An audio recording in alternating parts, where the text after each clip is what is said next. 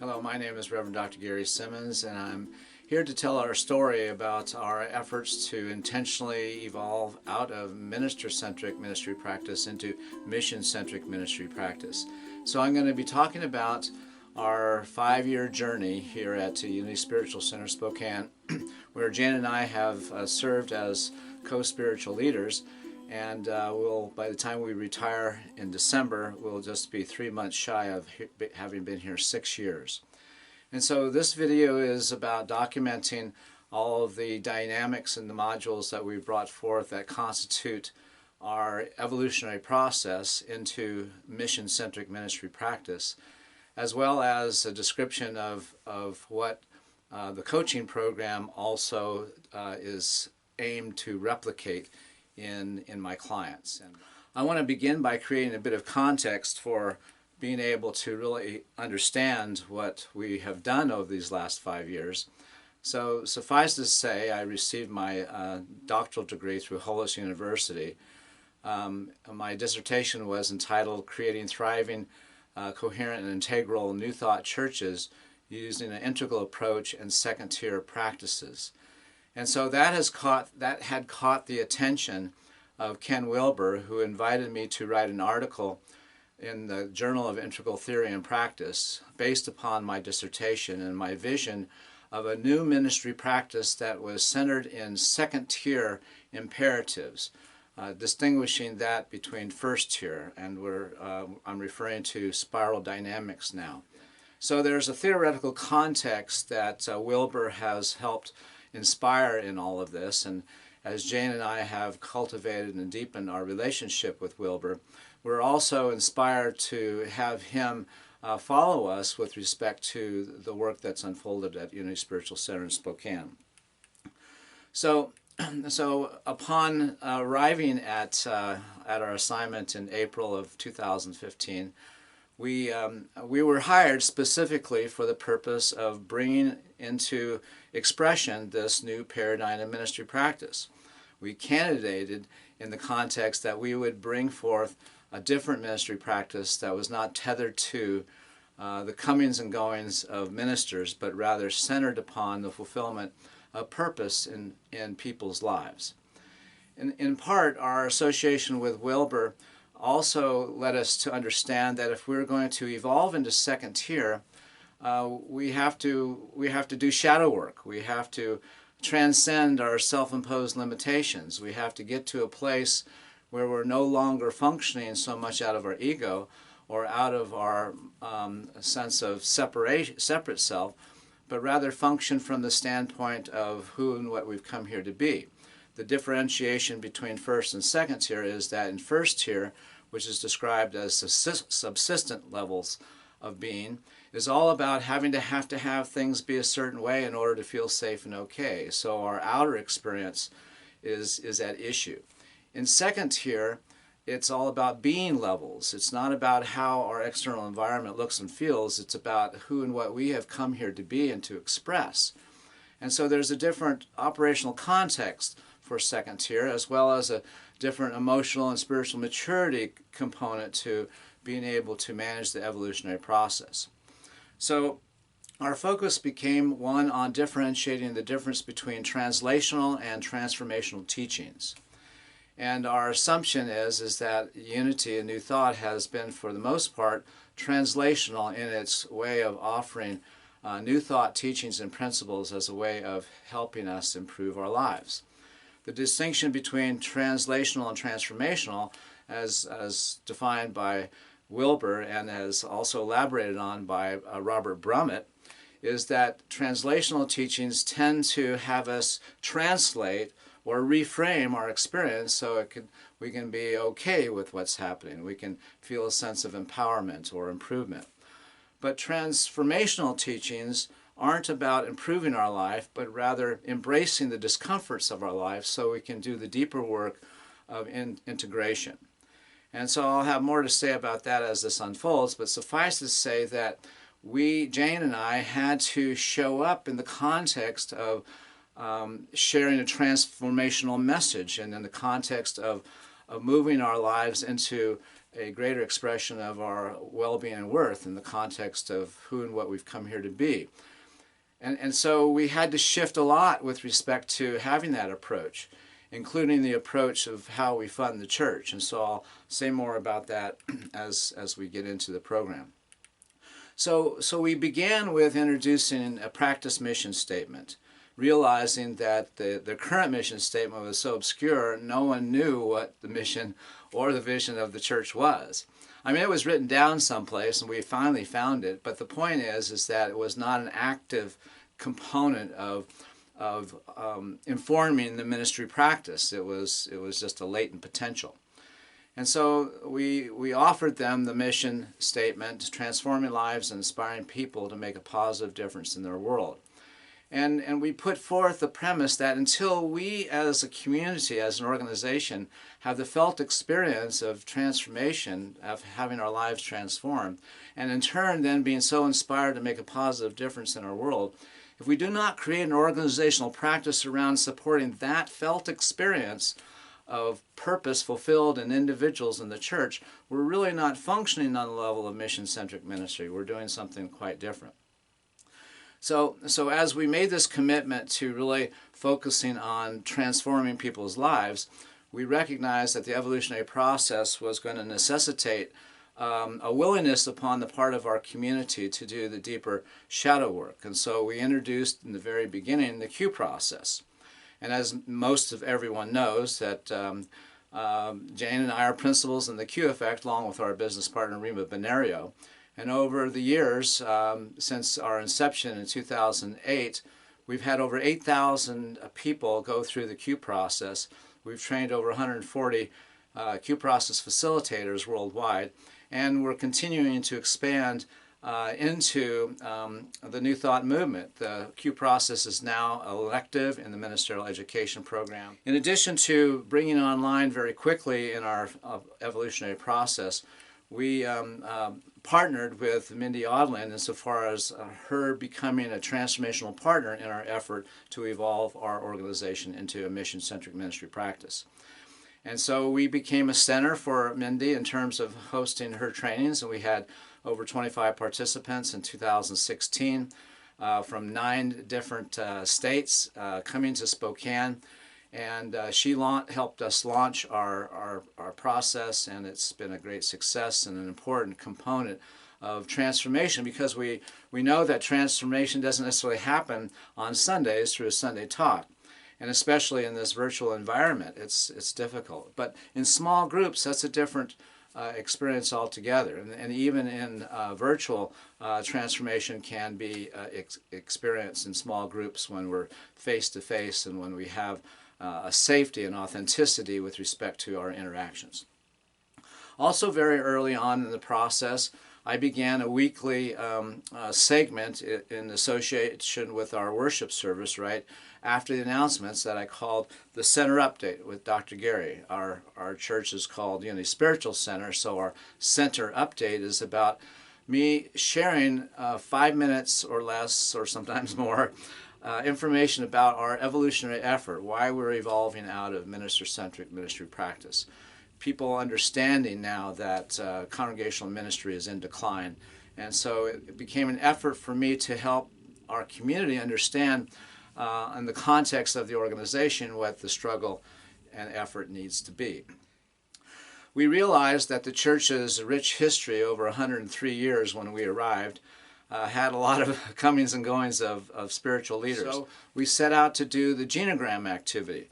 Now, the Genogram Activity is a hybrid, or it has its roots in the Making Peace with the Past process that I introduced when I was Director of Peacemaking Services. Then it evolved into honoring the past and creating our future, the Hopkopf process.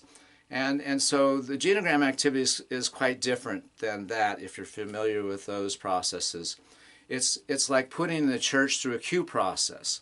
It's about identifying the shadow qualities, the beliefs that are embedded in the culture based upon the ministry's past experience. And so we told the story of the church, and we produced the documentation, the flip charts, the the ways in which people have characterized and told their stories.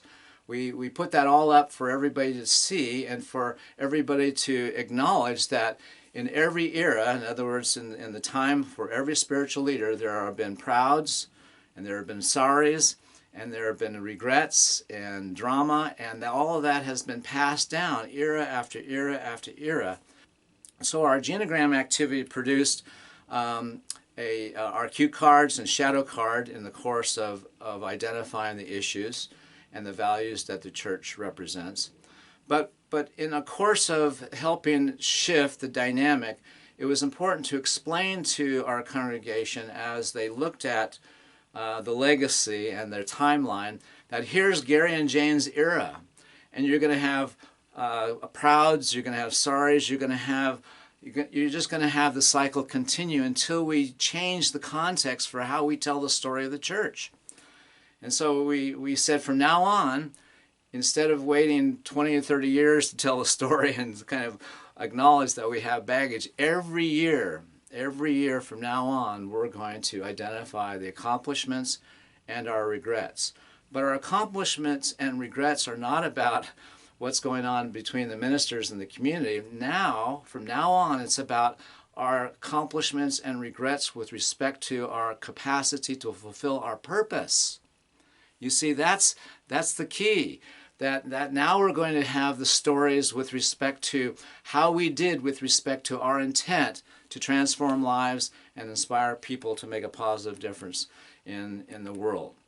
And so now we have a practice as an organization. We have a practice of reciting our cue card and shadow card at every annual meeting.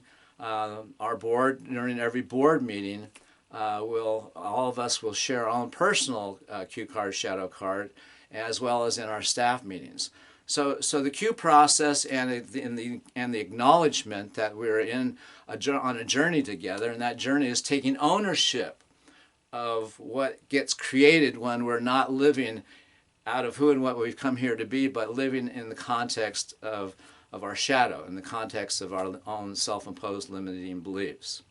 So that has become an important context for how the community deals with discomfort as it arises, both individually as well as our spiritual community.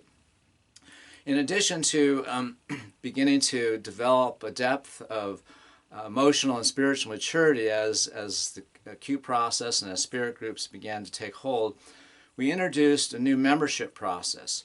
At Unity Spiritual Center of Spokane, in their bylaws, a person was a member for life. And every year at an annual meeting, they'd have to mail out first-class pieces of mail to all that were on the membership roster, over 800. And so they would never have more than 30 or 40 people at an annual meeting. So this was an expense that was built upon a bylaws provision that was really outdated. So we saw an opportunity to not only revise the bylaws, which we did, but also to introduce a new membership process that would develop by virtue of the system itself, the values of ownership and partnership, as well as begin to become a seamless path from first-timer to competent leader. Now imagine such a thing. In your church, a pathway for a first-timer to enter into a systematic way in which they're cultivating their own capacity to deepen their engagement up to the point where they become a competent leader. The system does that as opposed to that happening by accident. And so our membership process is a phased approach, and if you think of the labyrinth as a symbol for the process, the labyrinth has two aspects, the entry and then the return. So the entry is a whole process in and of itself, and then once you're in the middle of the labyrinth, and as you make the return, that's a separate, different process.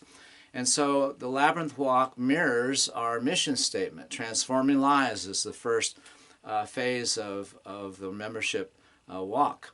And then inspiring people to make a positive difference in the world. That's the return. That's what happens when people become a governing member. So the first phase of membership is the community member. It's not an organizational role, so there's no bylaws change needed. And then the second phase is the journey to becoming a governing member.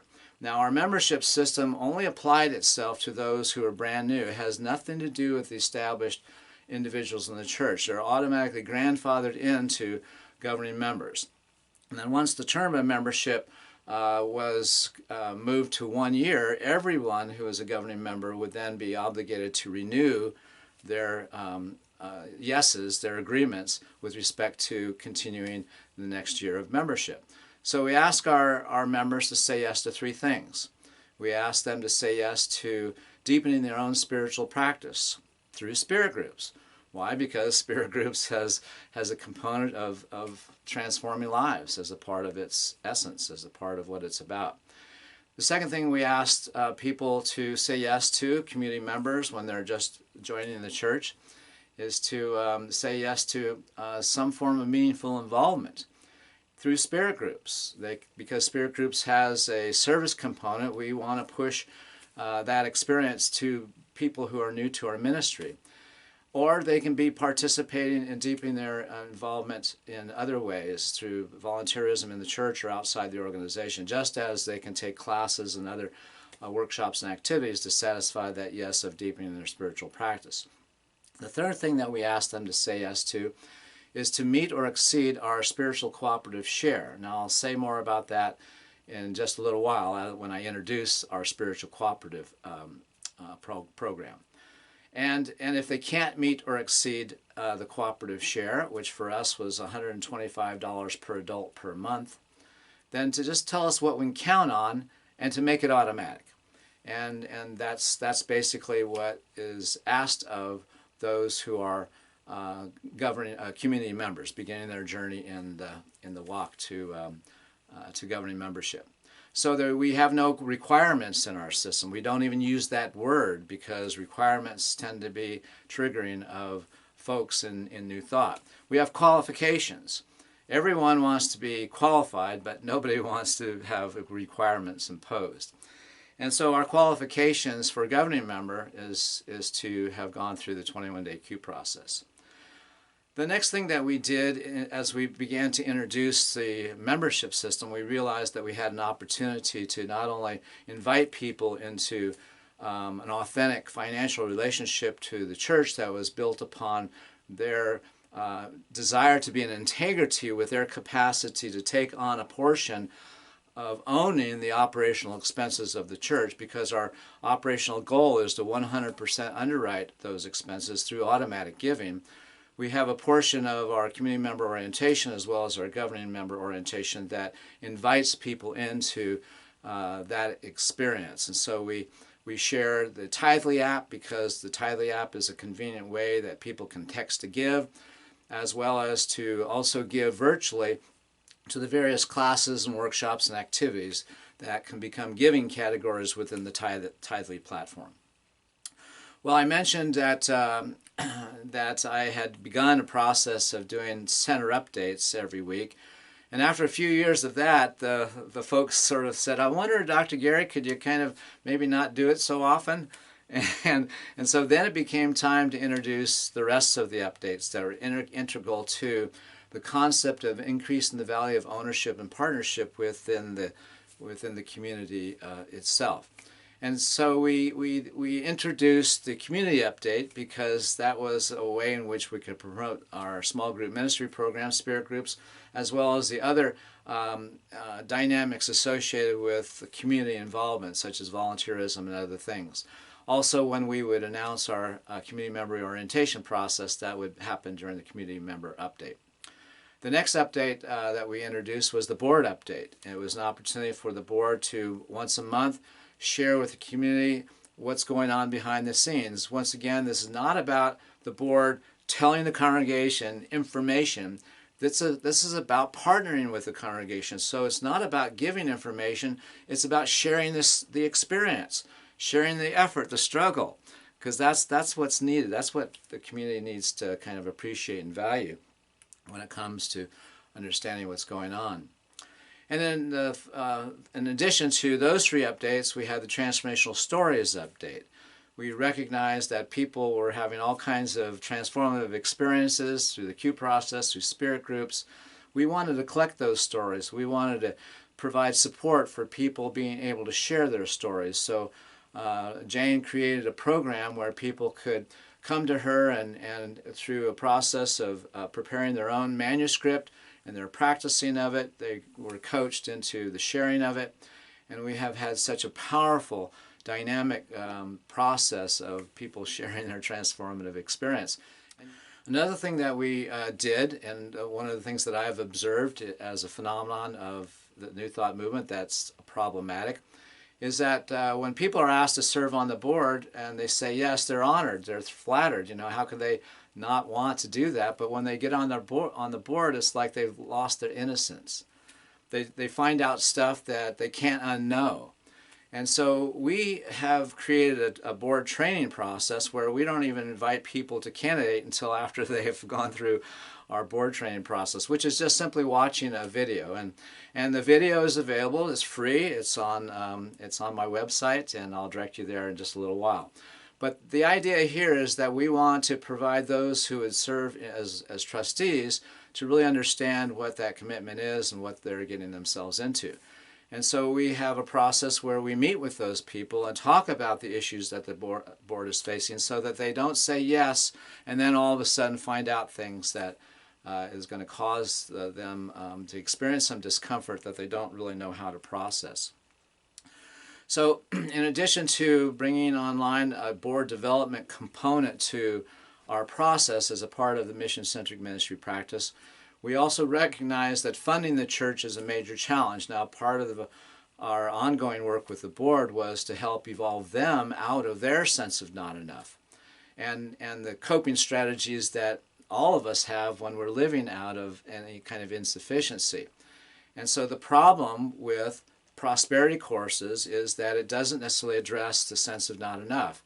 And so while people will have an increase, an experience of abundance as they give out of generosity, and that happens, but they'll quickly find themselves in a sense of not enough, and their practice of giving into that experience of honoring the source of their abundance is going to diminish. And so I have found that it has become necessary to kind of understand that we're not dissuading the practice of tithing, other than to say tithe is source. Don't offer a practice that has people looking outside of themselves for their abundance, but rather teach them how to discover that they are source.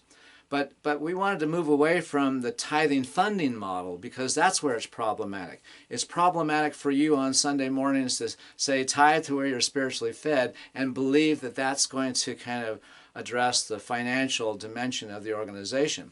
Because the reality is that people can wake up someday and say, I don't feel spiritually fed today, so that's going to affect how I'm going to be financially participating. And especially in conflict, that's the default dynamic is withholding. And so we realized that we need to shift out of the tithing funding model. And so in the course of my working with colleagues throughout the country, through the Ask the Church Whisperer Forum, we were able to talk about how to create a value system around ownership that would base a funding program on people's capacity to be in their own personal integrity with respect to doing what they can do to offset the operational expenses of the church. So as we understand the principle, if everyone, think about that right now in your community. Just answer this question within yourself. If everyone was doing what they can do, not what they're doing, but what they can do, you could see that there would be more than enough. You can just see that. And when I posed that to my board trustees, they saw it too. And so we began to shift out of the idea of coaxing people to like us into bringing people into a transformative experience, into helping them deal with their own sense of not enough. And it brings us into a better relationship with the dynamic of helping people be in ownership. So we have a practice every so often. We do what's called holding up the mirror. It's holding up the mirror to our financial state, and we do that every year, helping people to understand where we are in our effort to 100% underwrite the operational expenses of the church.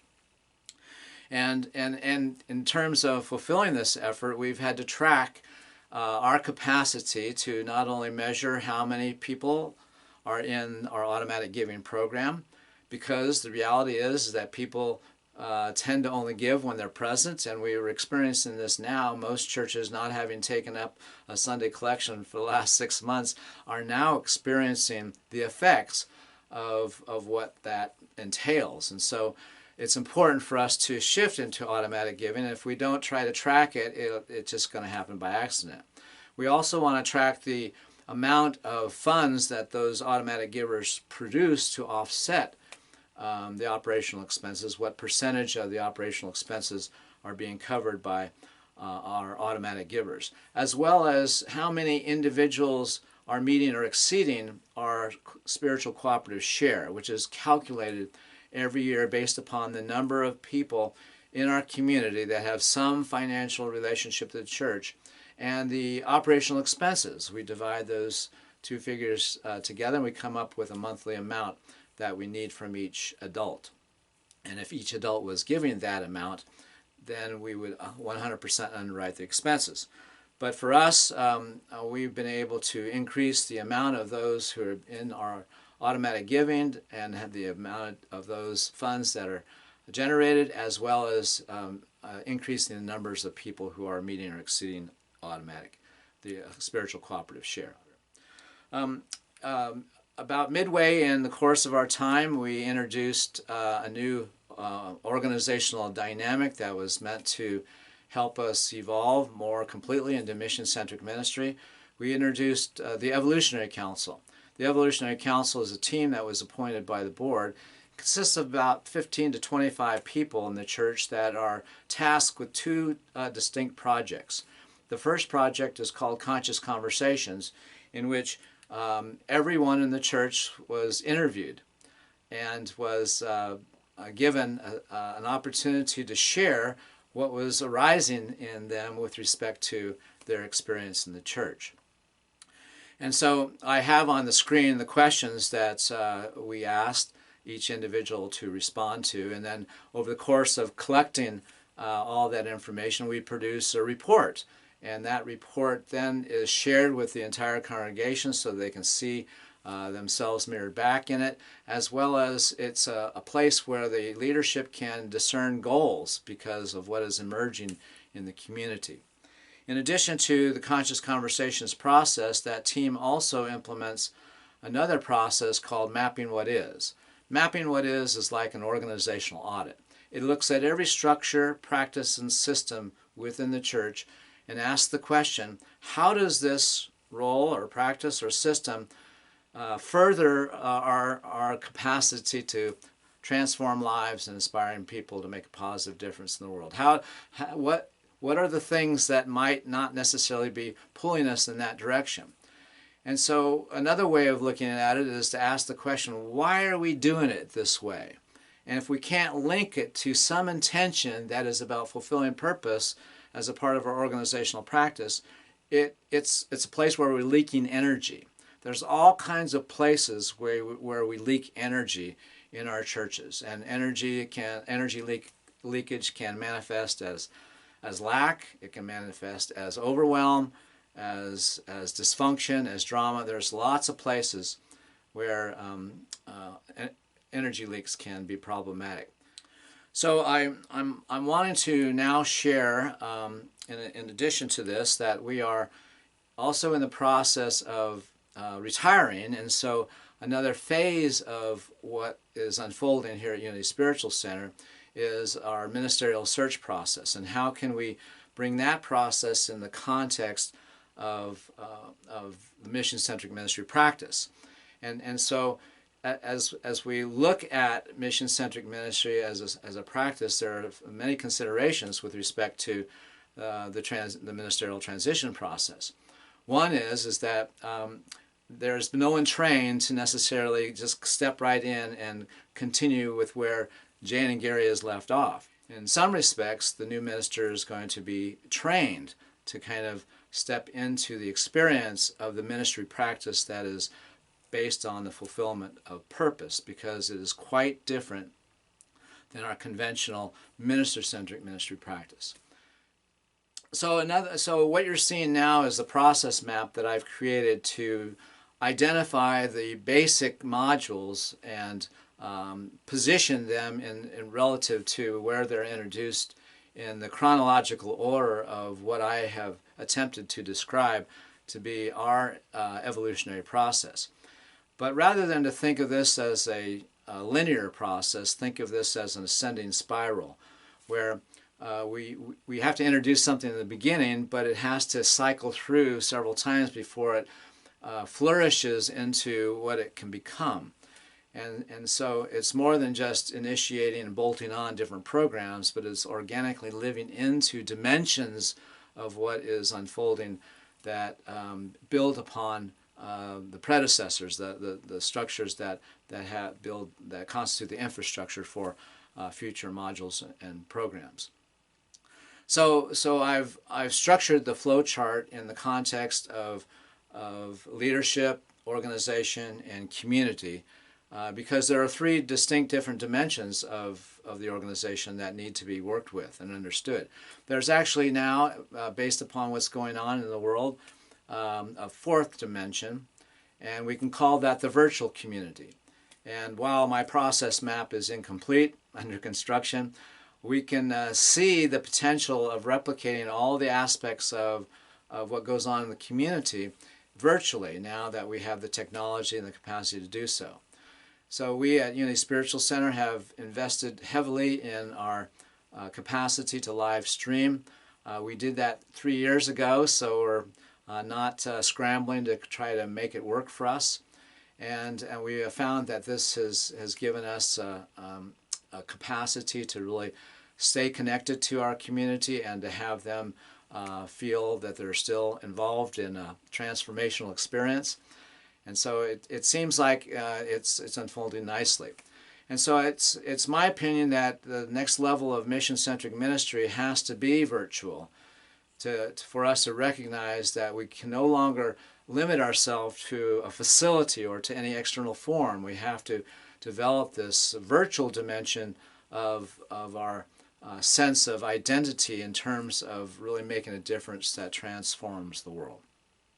So the last thing I'll leave you with is the slide that gives you a way in which you can find out more information on my website, or actually it's my blog page. You'll find links to all the videos that I've created, including what I mean by mission-centric ministry, as well as the spiritual cooperative and the membership system, as well as the video on our effort to transition from a tithing-based funding model to a spiritual cooperative. There's also the free board training, and there's also movies that Jane has produced with respect to evolving paradigms, having to understand of the context of this ministry practice, living in second-tier imperatives. So if you have a need to contact me, I do have a coaching practice that's scaled to each individual size ministry, and I can get you started with sharing how the coaching program can facilitate your journey into a more sustainable ministry practice. God bless you, and thank you for your attention.